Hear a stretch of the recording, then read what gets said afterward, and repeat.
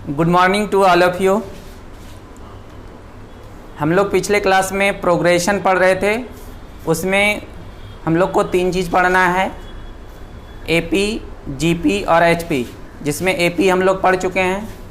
आज हम लोग पढ़ेंगे जीपी। तो आप सभी लोग हेडिंग लगाइए, गुणोत्तर श्रेणी जीपी, ज्योमेट्रिक प्रोग्रेशन। इसको हम लोग शॉर्ट में क्या बोलते हैं? जीपी। शॉर्ट में लिखेंगे GP.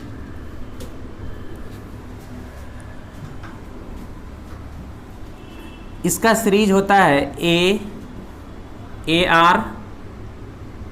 Are square, A R cube, उसी तरह से बढ़ेगा और लास्ट हो जाएगा ए आर n-1। ये होगा, ये आपका प्रोग्रेशन है, ये आपका प्रोग्रेशन है। और इसमें ये फर्स्ट टर्म है, ये सेकेंड टर्म है, ये थर्ड टर्म है। तो आप यहाँ पे देखते हैं, हम लोग फर्स्ट टर्म अगर हम T1 बोलें, इसको T2 बोलेंगे, T3 बोलेंगे। उसी तरह से लास्ट टर्म Tn होता है। तो यहाँ पे क्या देख रहे हैं कि इस चीज़ को a को हम अगर लिखेंगे, ये a को हम ऐसा भी लिख सकते हैं r पर पावर 0, क्योंकि r पर पावर 0 का मान क्या 1 होगा। तो ये चीज़ है, मतलब पहला अगर टर्म लिखना है, अगर T1 लिखना है तो r का मान क्या है 0 है, मतलब ये चीज़ और ये चीज़ दोनों क्या है सेम है। तो अगर हम पहला टर्म लिखेंगे तो उसमें मेरा r का मान 0 है, दूसरे में r का मान कुछ नहीं तो 1 है, तीसरे में r का मान 2 है और चौथे में टर्म में r का मान 3 है। इसका मतलब है अगर nवां टर्म होगा जिसको हम Tn बोलते हैं, उसमें r का मान कितना होगा n-1 होगा, एक आपका कम होता है। तो यही आपका सीरीज होगा। अगर n टर्म हो, ये आपका n टर्म हुआ और ये फार्मूला आपका काम करेगा, तो यही मेरा लास्ट टर्म हुआ। लेकिन अगर हमको इसके पहले टर्म लिखना पड़े, इसका बाद लिखना पड़े, तो हम लिख सकते हैं, इसके पहले अगर हम लिखें तो ये होगा a r n-2, क्योंकि इधर से r का मान बढ़ रहा है और इधर से r का मान घटेगा। तो इसका आगे भी चाहिए तो आप इसमें जोड़ते जाइए, बढ़ते जाइएगा तो आपका निकल जाएगा। लेकिन हमको ज़रूरत है यहाँ तक, अगर हमको ज़रूरत होगा तो हम आगे भी निकाल सकते हैं। तो देखिए, तो अब यहाँ पे हम लोग सीखेंगे कि ये जो हम लोग लिखे यहाँ पे क्या क्या लिखे, उसको हम क्या क्या नाम से बोलेंगे। ए यहाँ पे प्रथम पद है, इसको हम लोग क्या बोलते हैं? First term. ए को फर्स्ट टर्म बोलेंगे। अब आया आर है कि कॉमन रेशियो। आर यहाँ पे कॉमन रेशियो, सार्व अनुपात, हिंदी में बोलेंगे सार्व अनुपात, कॉमन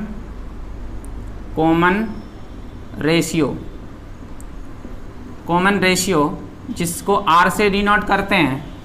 और ये आर निकालने का तरीका है कि अगले टर्म में पिछले से भाग देंगे। यही चीज़ हम लोग एपी में पढ़े थे, अगले टर्म में पिछले टर्म को घटाते थे, लेकिन यहाँ पे भाग देंगे।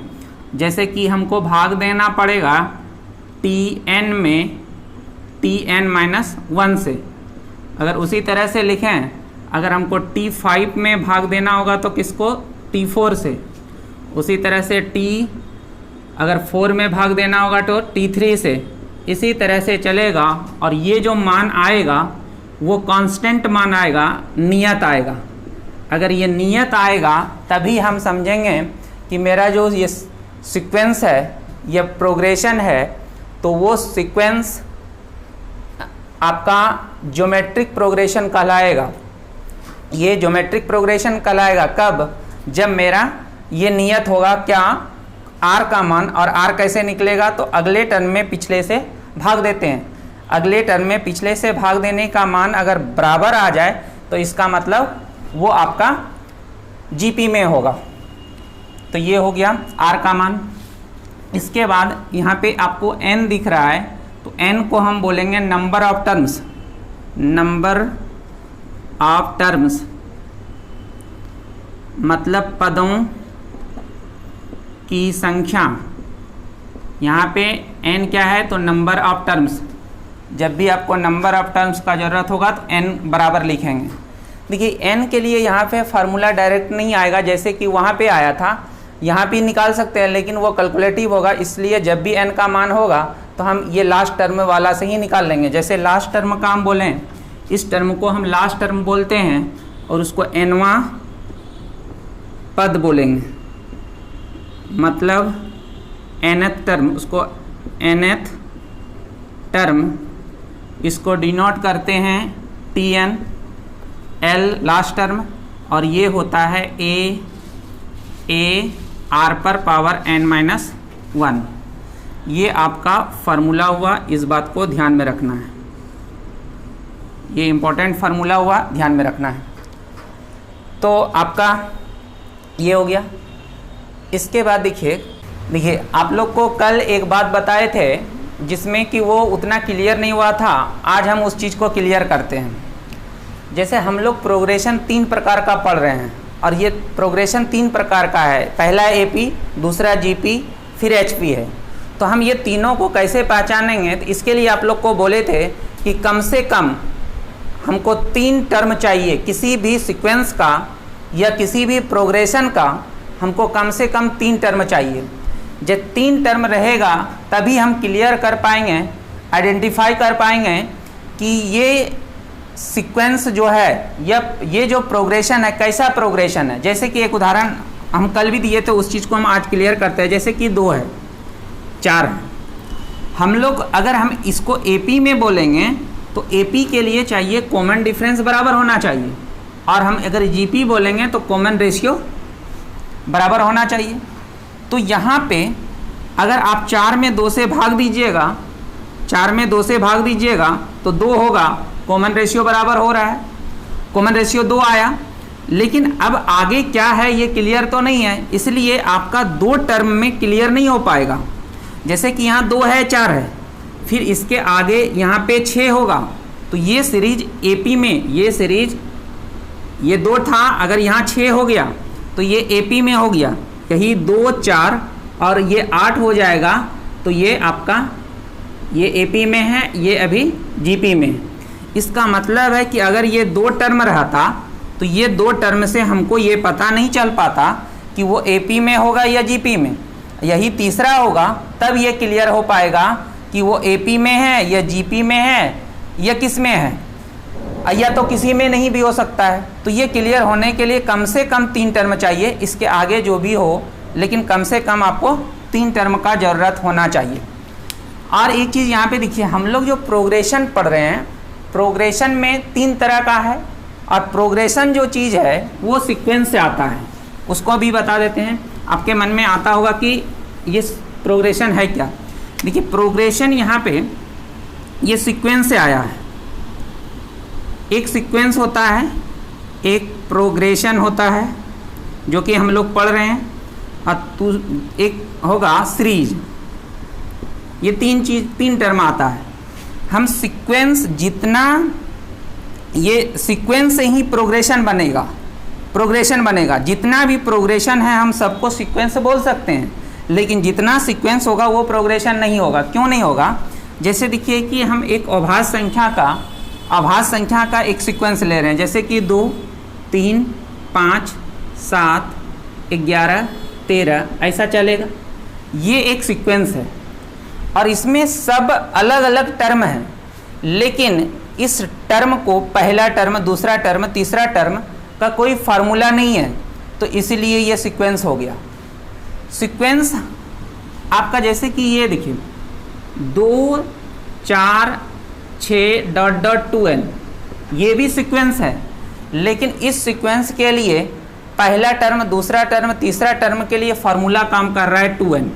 तो ऐसे सीक्वेंस को और ऐसे सीक्वेंस को हम प्रोग्रेशन बोलेंगे, लेकिन ये वाला सीक्वेंस को हम प्रोग्रेशन नहीं बोल सकते, क्योंकि इसमें फार्मूला कोई काम नहीं करता है।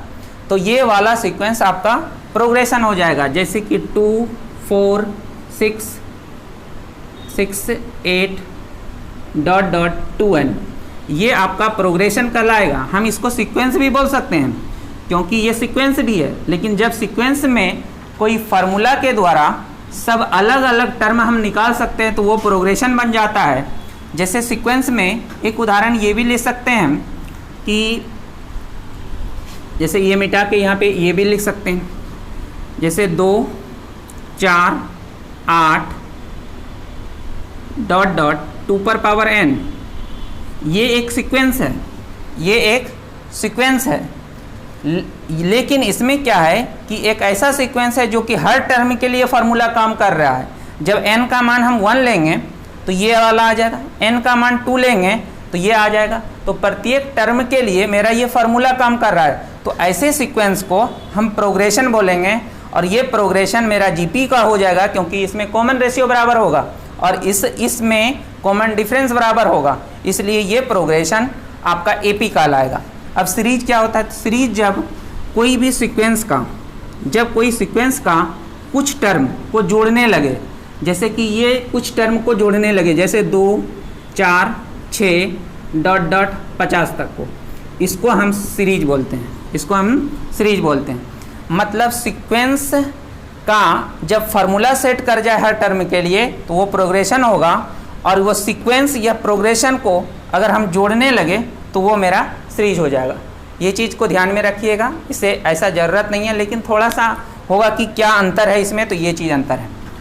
और हम लोग ये चीज़ जाने कि किसी भी प्रोग्रेशन को आइडेंटिफाई करने के लिए, मतलब उसको अलग अलग जानने के लिए हमको कम से कम उस सीक्वेंस का कम से कम 3 टर्म मतलब 3 टर्म होना चाहिए, ये चीज़।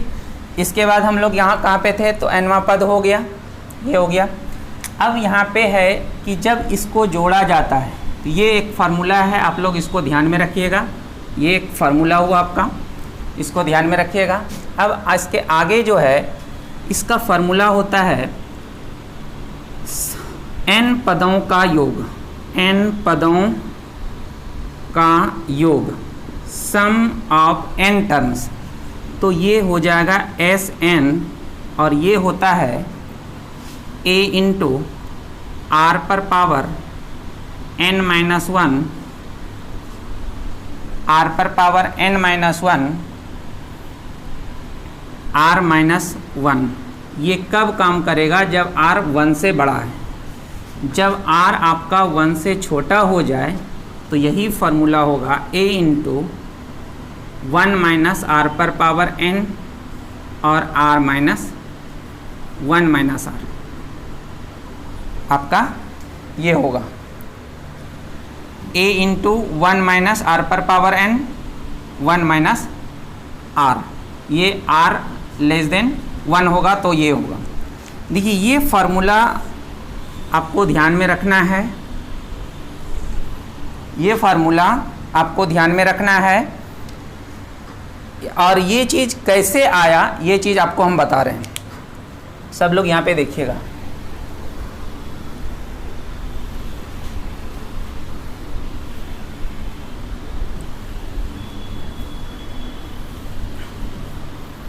देखिए इस चीज़ को जब हम जोड़ेंगे, ये सब इसको जब हम जोड़ेंगे, इसको जब हम जोड़ेंगे तो यही मेरा होगा Sn, ये मेरा क्या होगा? तो Sn बराबर इतना है। उसके बाद अगर हम इस इक्वेशन में, ये इक्वेशन को फर्स्ट मान लेते हैं और दोनों साइड गुना कर दें, अगर इसमें दोनों साइड गुना करें किससे? तो r से, तो ये r गुना Sn होगा और ये a गुना r, तो ar। लेकिन हम ar को यहाँ पे इसके सामने नहीं लिखकर इसके सामने लिखते हैं क्योंकि ये भी ar है, तो हमको कैलकुलेशन में आसानी होगा। इसमें r से जब गुना हुआ तो ये ar हुआ, जब इसमें गुना करिएगा तो ar स्क्वायर होगा, ar स्क्वायर होगा। उसके बाद इसमें जब गुना करिएगा ar क्यूब होगा। उसी तरह से ये आगे बढ़ेगा, फिर जब यहाँ पे गुना करिएगा तो इस वाले टर्म में, इस वाला टर्म में जब गुना करिएगा तो ये ARn-1 होगा। इसके पहले भी टर्म होगा जो कि ARn-1 देगा, ARn-2 देगा, और इसके आगे भी कोई टर्म AR4 देगा, और यहाँ पे ARn-1 और एक टर्म ARn होगा। ये समीकरण 2 हुआ। फिर से समझिएगा इस बात को कि R से गुना किए इसमें तो Sn बन गया। अब A में R से गुना करेंगे AR होगा। इसको यहाँ इसलिए लिखे कि इसके सामने सेम हो जाएगा, जो कि हमको घटाने और जोड़ने में आसानी हो, ये लिख दिए। इसमें जब R से गुना करेंगे ये होगा, इसमें जब गुना करेंगे R से ये होगा, इसमें जब गुना करेंगे आगे कुछ टर्म होगा। फिर उसी तरह से इसके पहले वाला टर्म में जब हम गुना करेंगे तो ये आएगा, और इसमें जब गुना किए तो ये आया, इसमें जब गुना किए तो ये आया, तो ये आएगा। अब इस सभी को आप क्या करिए कि इस चीज़ को घटा दीजिए। समीकरण 1 में 2 को घटा रहे हैं, जैसे ये घटाइएगा तो आपका आ जाएगा Sn माइनस RSn, ये गुना में है, और इधर हो जाएगा A बचेगा, ये सब कट जाएगा, ये सब सेम कट जाएगा, ये कट जाएगा, और ये बचेगा। ये क्या होगा, कटेगा, ये भी कटेगा, ये भी कटेगा, ये भी कटेगा, लेकिन ये घटेगा तो घट रहा है तो यहाँ क्या हो जाएगा, माइनस होगा, क्योंकि ये इसलिए कट रहा है, ये माइनस हो रहा है, सब ये सब जगह माइनस हो रहा है, तो ये हो जाएगा, और माइनस AR पर पावर n होगा। Sn कॉमन ले लेंगे तो 1 माइनस R होगा, A कॉमन लेंगे तो 1 माइनस R पर पावर n होगा, तो Sn बराबर A इंटू 1 माइनस R पर पावर n, R पर पावर n, और यहाँ 1 माइनस R। ये कब होगा, जब R मेरा 1 से छोटा है, मतलब ये वाला बात। अगर यही R अगर हमको 1 से बड़ा होगा तो ये वाला बात होगा। ये वाला भी आ जाता जब इसमें हम पहले में दूसरे को घटाए, अगर हम दूसरे में पहले को घटा देते तो मेरा वो आ जाता, तो उससे कोई अंतर नहीं है। अब यहाँ पे समझिएगा, ये वाला बात को याद रखना है।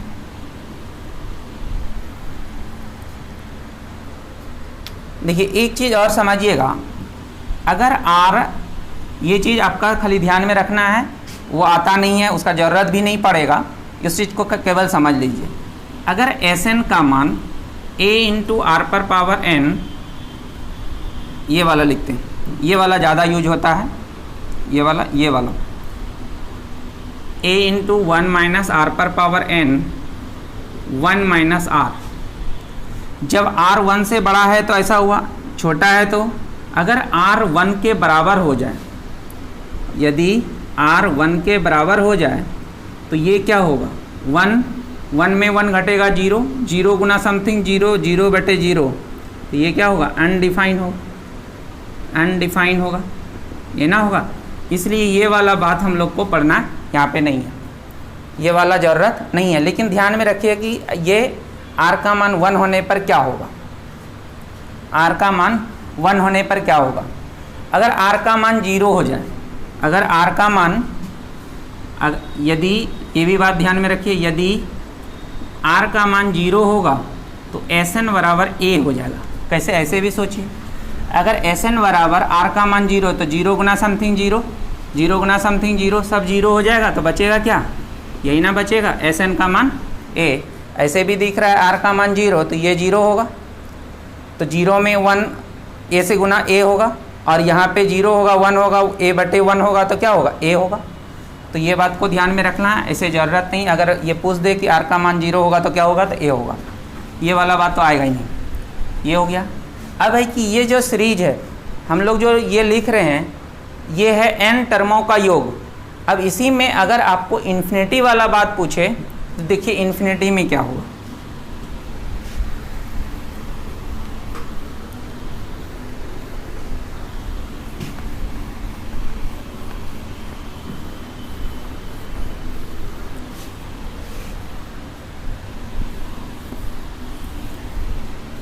मेन फार्मूला था मेरा ये वाला, तो Sn एस एन का मतलब A R square dot dot A R N minus one, ये एन टर्मों का योग हुआ।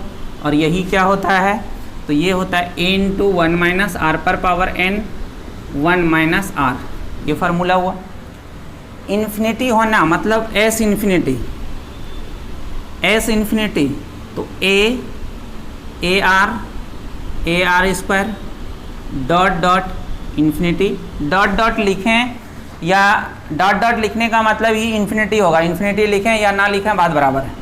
तो ये क्या होगा, तो ये हो जाएगा ए बटे वन माइनस आर, ये हो जाएगा ए बटे वन माइनस आर। इसमें और डिटेल अगर जानना चाहते हैं तब ये ऐसे होगा कि आर वन से अगर बड़ा हो तो ये प्लस इन्फिनिटी होगा। ये अगर एस इन्फिनिटी का मान जब वन से बड़ा, आर का मान वन से बड़ा होगा तो उस सभी टर्मों का योग इन्फिनिटी होगा, वो सभी टर्मों का मान इन्फिनिटी होगा। और यदि आर का मान वन से छोटा हो, वन से छोटा नहीं, आर का मान माइनस वन से छोटा हो तो ये माइनस इन्फिनिटी होगा। न तो एग्जाम में ये भी आएगा न तो ये आएगा, ठीक है। लेकिन काम वाला बात क्या होगा, जब माइनस वन से बड़ा हो, आर का मान माइनस वन से बड़ा हो और वन से छोटा हो, तब ये जो सब इसका मान होगा वो मान होगा ए बटे वन माइनस आर। और यही आपको पूछा जाएगा, यही आपका पूछा जाएगा, बराबर तो है ही, यहाँ लिखना। मतलब हुआ कि एस इन्फिनिटी का मान ये होगा, ये कब होगा, जब आपका आर कैसा होगा, माइनस वन से बड़ा और वन से छोटा, तो ये होगा। और ये कैसे होता है इस बात को हम बता रहे हैं, जैसे कि समझिएगा कि एस इन्फिनिटी एन को, एन का मान टेंस कर रहा, मतलब N tends to infinity, N का मान इन्फिनिटी होता है। यदि एन टेंस टू इन्फिनिटी हो तो आपका क्या होगा, आर पर पावर एन, बोलिए ये कितना होगा, यदि एन टेंस टू इन्फिनिटी होगा तो आर पर पावर एन क्या होगा, तो ये आर पर पावर एन जीरो हो जाता है। जब बताइए ये अगर जीरो होगा, ये जीरो होगा, ये कब जीरो होगा, जब वेयर जहाँ माइनस वन से बड़ा है आर और वन से छोटा है, ऐसे मान में आर का मान, आर पर पावर एन जो होगा वो जीरो होगा। अगर आर का मान जीरो हो जाएगा, ये कैसे होता है और डिटेल में बताएंगे। अगर जीरो होगा तो बोलिए एस इन्फिनिटी मतलब इन्फिनिटी टर्मों का योग किस में, तो हम लोग जीपी पढ़ रहे हैं, जीपी में तो क्या हो जाएगा, तो एन ये जीरो हो जाएगा, ये जीरो होगा तो ए बटे वन माइनस आर होगा। यही मेन फार्मूला है।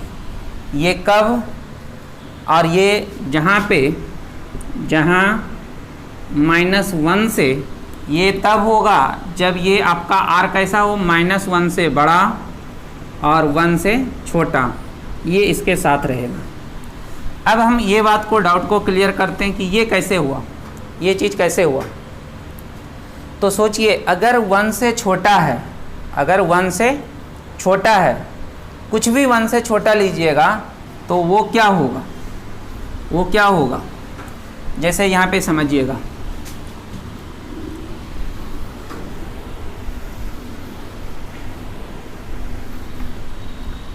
सब लोग यहाँ पे देखिए ध्यान से कि यदि मेरा ये रेंज में कोई भी मान आप लीजिएगा तो आपको ज़्यादा समझने के लिए ये बताते कि वन से छोटा, अगर वन से छोटा होगा तो हम वन से छोटा आर का मान 1/2 ले सकते हैं, 1/2 ले सकते हैं। n का टेंस्ट कर रहा है इन्फिनिटी, मतलब ये मान बहुत बड़ा मान होगा, n मान बहुत बड़ा होगा। तो बोलिए r पर पावर अगर n निकालना होगा तो जब यदि n का मान 1 होगा तो r पर पावर n का मतलब होगा 1/2 पर पावर 1 तो 1/2, तो ये 0.5 हुआ। यदि n का मान हम 2 लेते हैं तो r पर पावर n का मान 1/2 पर पावर क्या होगा, r पर पावर n का मान 1/2 पर पावर 2 होगा, मतलब 1/4 होगा, और ये 0.25 होगा। आप देख रहे हैं ना, ये 0.5 था और ये 0.25 हुआ, तो मान क्या हुआ, घटा। उसी तरह से अगर हम n का मान, यदि n का मान 3 ले लें तो r पर पावर n का मान 1/2 पर पावर 3 होगा, और 1/4 के 1/8 होगा और 0.125 होगा, यही होगा। तो आप क्या देखें कि ये 0.5 था, 0.25 था, 0.125 था। इसका मतलब है कि n का मान जैसे जैसे बढ़ रहा है और उसी तरह से r पर पावर n का मान वैसे वैसे आपका क्या हो रहा है, डिक्रीज हो रहा है, घट रहा है। ये जैसे बढ़ रहा है, ये क्या हो रहा है, घट रहा है। इसका मतलब है जब r का मान बहुत बड़ा, जब n का मान हम इन्फिनिटी ले लेंगे तो इसका मतलब है कि r पर पावर n का मान क्या होगा, 1/2 पर पावर इन्फिनिटी जो होगा वो 0 लाई करेगा, ये 0 बन जाएगा, क्योंकि मान बढ़ने से इसका वैल्यू घटेगा। अब वैल्यू घटेगा तो सोच लीजिए कि अगर ये ऐसा हो जाए, इसका वैल्यू ऐसा हो जाए और बहुत सारा 0 हो जाए, तो हम इसको बोल सकते हैं ये 0 के तरह हो जाएगा। बहुत बड़ा अगर हो जाएगा, जितना बड़ा मान उतना इसका वैल्यू घटेगा, तो इतना वैल्यू घटेगा तो वो क्या होगा, घट के तो 0 ही होगा। तो वही यहाँ पे हम लोग बोल रहे हैं, यदि n टेंस टू इन्फिनिटी हो तो r का पर पावर n जो होगा वो 0 होगा। कब, जब ये बीच का कोई भी मान होगा। आप r का मान 1/3 लीजिएगा, जैसे r का मान कोई अगर 1/3 लेता है तो 1/3 का मतलब 0.33। अगर यही r पर पावर n होगा, अगर हम 9 कर देंगे तो ये 0.111 होने लगेगा। इसका मतलब है कि ये वैल्यू घट रहा है। अभी n का मान हम क्या रखे हैं, 2 रखे हैं, 1/3 का स्क्वायर किए हैं, तो इतने में मान ये घटा। अगर वो 50, 60, 100, 1000, लाख में रखेंगे तो ये मान क्या होगा, आपका 0 हो जाएगा। तो यही चीज़ है कि r का मान 0 ऐसे हुआ। तो ये बात को ध्यान में रखना है। मेन बात याद ये रखना है, ये वाला फार्मूला, ये वाला फार्मूला। तो इसमें काम वाला बात हम लोग क्या क्या लिखे, ये बात को लिख लेते हैं। एक लास्ट टर्म पढ़े जिसको L बढ़े, और ये हुआ ARn-1, ये हुआ। उसके बाद दूसरा काम का बात क्या था, Sn, और ये होता है 1a इंटू 1 माइनस r पर पावर n, 1 माइनस r, जहाँ r 1 से छोटा है। उसके बाद s इन्फिनिटी पढ़े, ये क्या था, तो a/1 minus r, a/1 minus r, और ये कब होगा, जब -1 से बड़ा होगा r का मान और 1 से छोटा होगा, तो आपका ऐसा होगा, ये वेयर जहाँ r ऐसा है तो इतना होगा। इसके बाद एक देखिए रिजल्ट बनाएंगे हम लोग इस तरह से,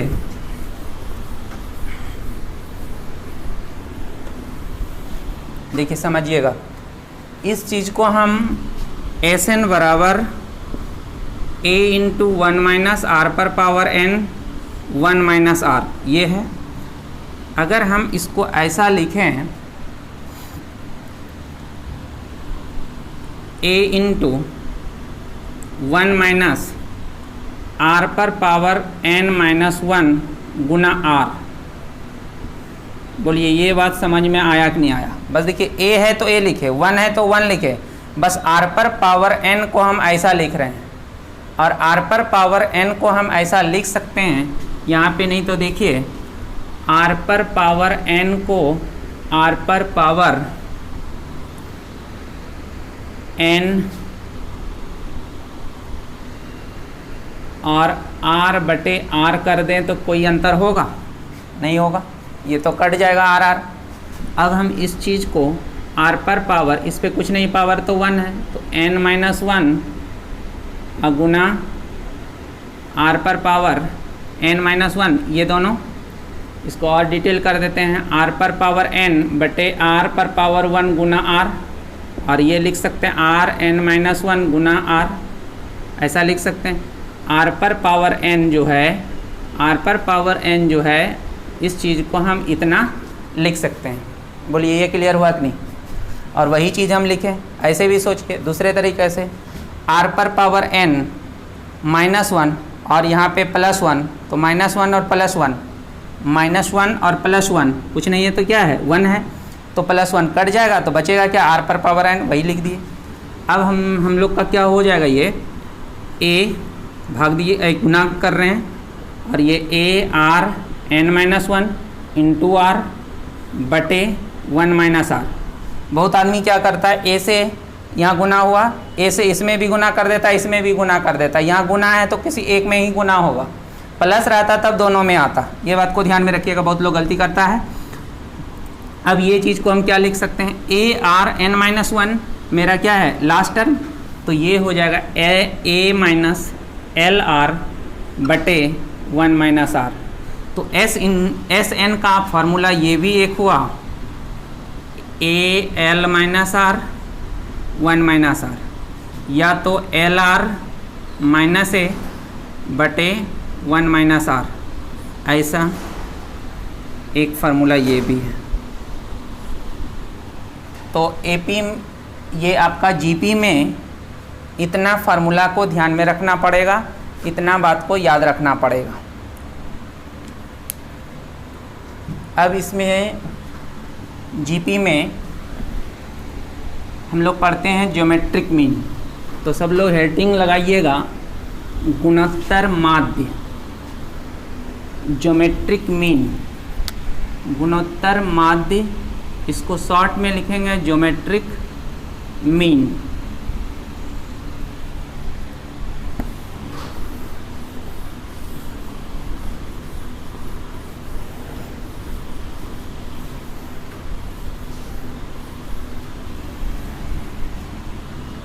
ज्योमेट्रिक मीन गुणोत्तर माध्य,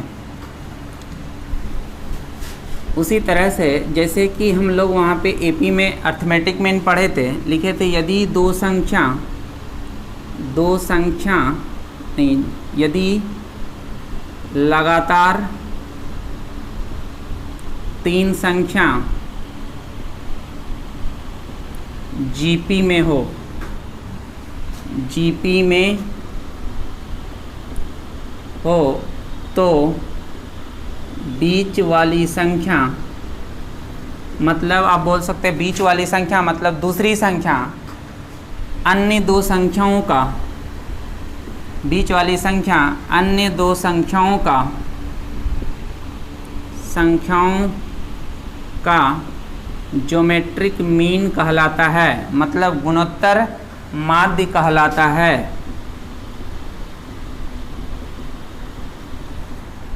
ज्योमेट्रिक मीन कहलाता है। जैसे कि A, X और B ये मेरा किस में है, GP में है।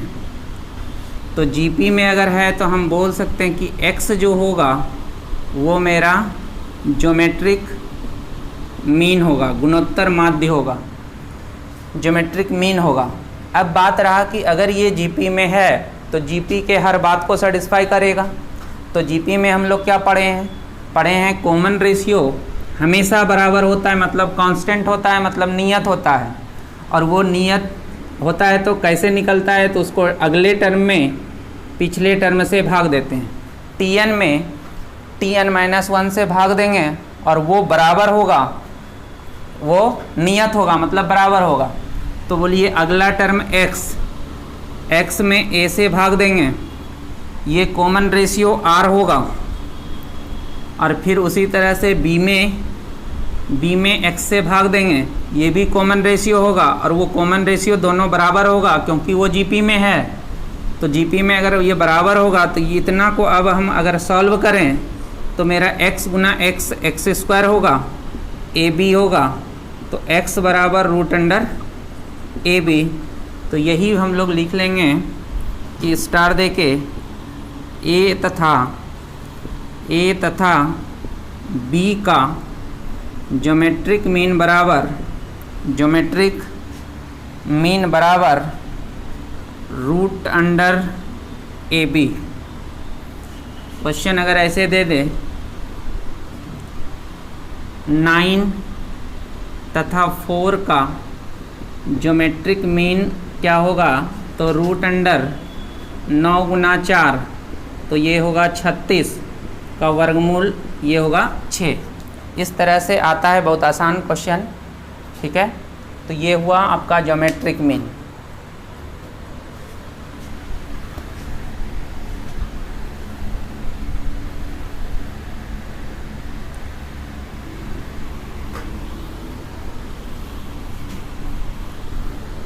इस पे एक क्वेश्चन बताते हैं। जैसे क्वेश्चन है, यदि k माइनस 2k प्लस 1 तथा 6k प्लस 3 गुणोत्तर श्रेणी मतलब ज्योमेट्रिक प्रोग्रेशन में हो तो के बराबर वाट। ये अच्छा क्वेश्चन है, ध्यान रखिएगा, आता है।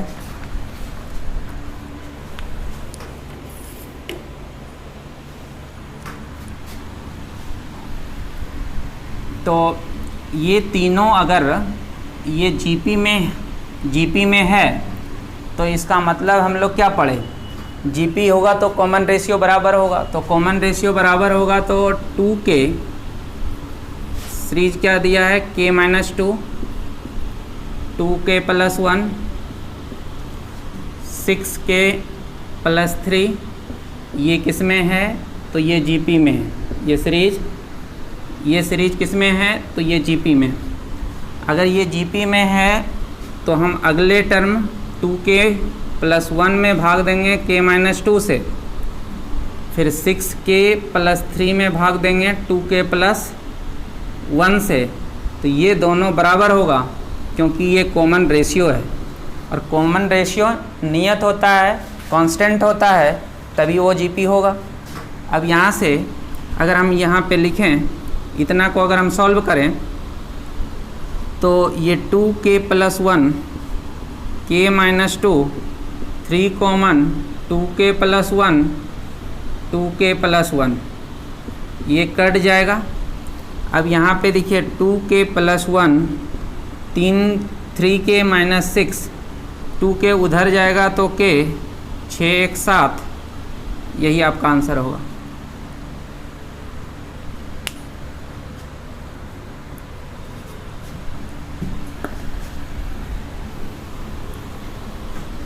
देखिए हम लोग एपी पढ़ लिए, जीपी हो गया फार्मूला थ्योरी टाइप का।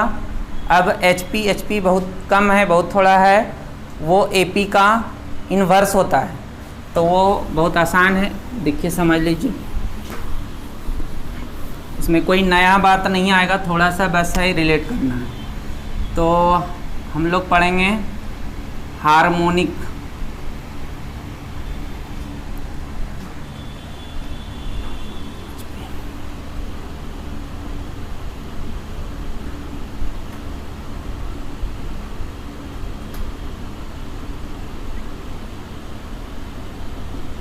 हार्मोनिक प्रोग्रेशन मतलब हरात्मक श्रेणी, हरात्मक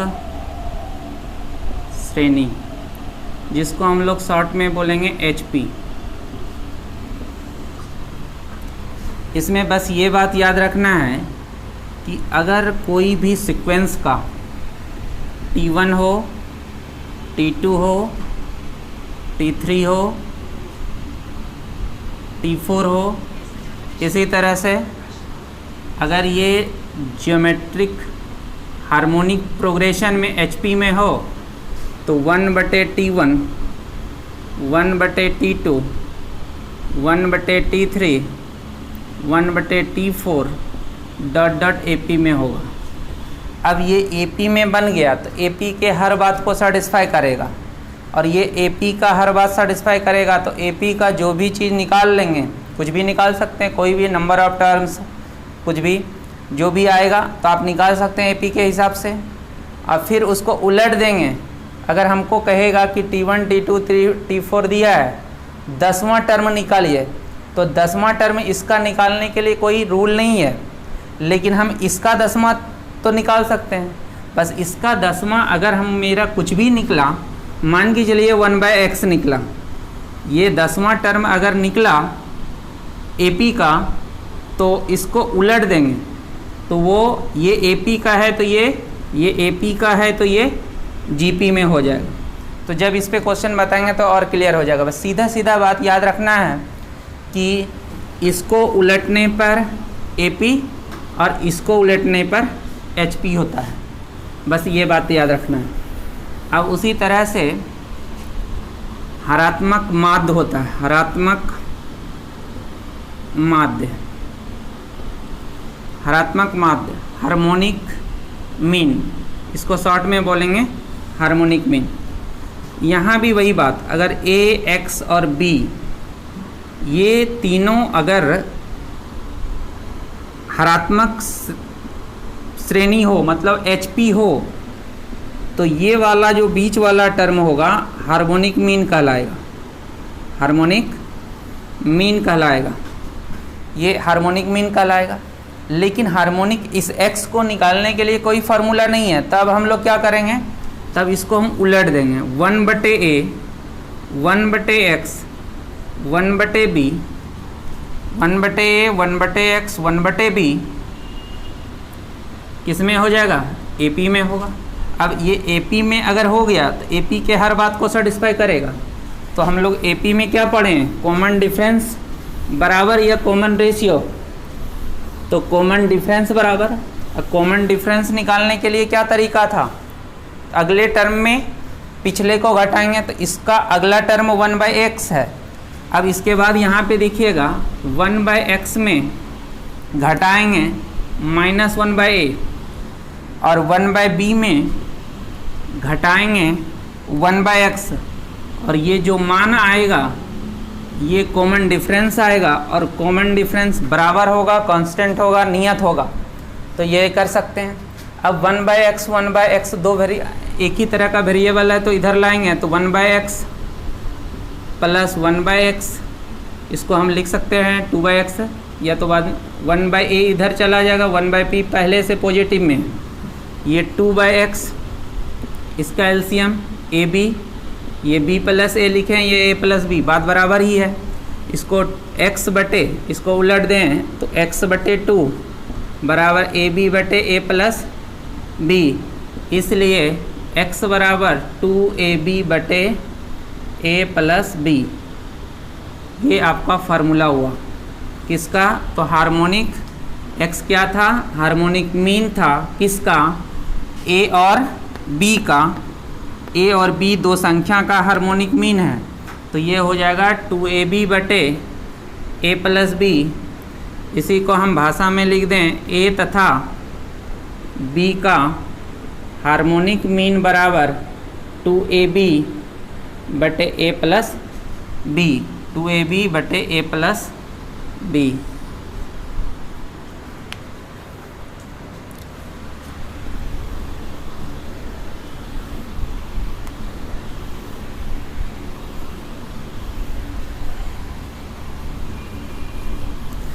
देखिए इसमें एक रिलेशन होता है,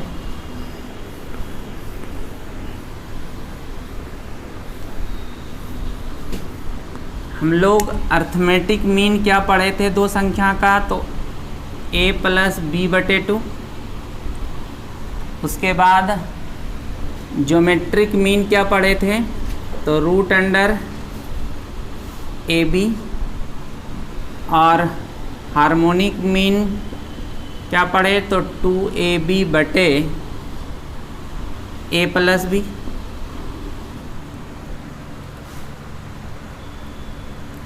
टू ए बी बटे A plus B.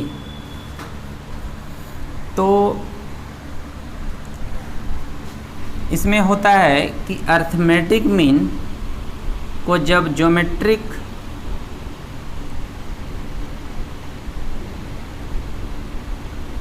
Arithmetic mean गुना हार्मोनिक मीन और ये ज्योमेट्रिक मीन का स्क्वायर होता है। अर्थमेटिक मीन गुना हार्मोनिक मीन बराबर ज्योमेट्रिक मीन का।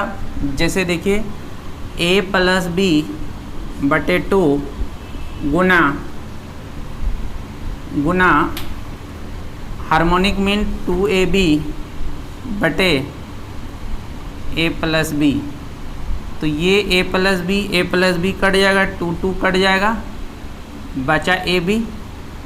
ये क्या निकाले, अर्थमेटिक मीन गुना ज्योमेट्रिक मीन, ये ए बी आया। और हम ज्योमेट्रिक मीन का अगर हम स्क्वायर निकाल दें, और geometric mean root under A B बटे इतना का स्क्वायर होता है, तो ये ए बी हो जाएगा। ये दोनों क्या हुआ, बराबर हो गया, ये दोनों बराबर हो गया। तो ये वाला रिजल्ट याद रखना है कि अर्थमेटिक मीन गुना हार्मोनिक मीन बराबर ज्योमेट्रिक मीन। एक और रिजल्ट याद रखिएगा कि arithmetic mean greater than equal to geometric mean greater than equal to harmonic mean. नहीं कुछ कंडीशन दिया है तो ये होता है, फिर अगर कंडीशन देगा तो फिर यहाँ पे अलग होगा। तो इसको अगले क्लास में क्वेश्चन के साथ आपको करा देंगे। तो चलिए आज यहीं तक। इस AP GP और HP में जो बात सीखे उसमें AP GP का मेन फार्मूला ध्यान में रखना है। उसको कहीं पर मेन फार्मूला को जो हम घेरते जाते थे उस चीज़ को एक पेज में अच्छे से लिख कर ऐसे जगह रखिए कि जो बार बार आप निकाल के उसको देख सकें, या तो दीवार में लगा दीजिए तो उससे आपको याद होगा। और कैसे होता है थोड़ा डिटेल में बताए जो कि आपको ज़्यादा से ज़्यादा समझ में आएगा। चलिए आज यहीं तक।